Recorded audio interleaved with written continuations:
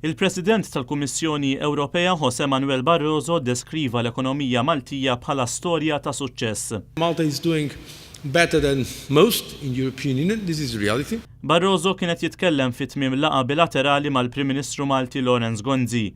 Barroso ringrazzja Lorenz Gonzi li deskrivih bħala ħabib kbir għall-entużjażmu li wera biex sar is-summit tal-5+5 f'Malta.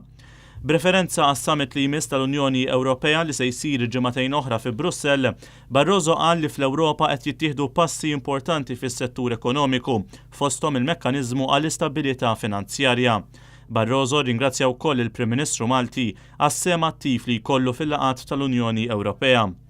Il-laqgħa ma' Barroso kienet parti minn programm intensiv tal-Prim Ministru Malti waqt is-summit tal-5+5 li sar f'Malta fl-aħħar jumejn. Summit li wassal biex ġiet iffirmata l-Malta Declaration mill-mexxejja kollha li ġew f'Malta għas-summit. F'konferenza tal-aħbarijiet fit-tmiem is-summit il-Prim Ministru Malti Lorenz Gonzi filwaqt li ringrazzja lil kull min attenda għal dan is-summit enfasizza li d-diskussjonijiet kollha kienu dwar l-individwi fil-pajjiżi rispettivi. We are here representing people. Individuals, persons, families, young people, wanting to learn more, wanting to find jobs, wanting to explore life. Il-mexxejja kollha faħru lill-Gvern Malti għall-organizzazzjoni ta' dan is-summit. Fil-fatt ħareġ fiċ-ċar li dan is-summit l-ewwel wieħed wara l-irvellijiet fil-pajjiżi tal-Afrika ta' fuq ma sarx f'Malta b'kombinazzjoni.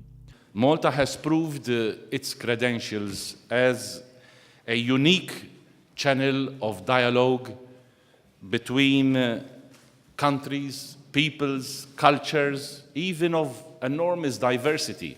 Waqt is-summit tiġi diskussa wkoll is-sitwazzjoni ekonomika.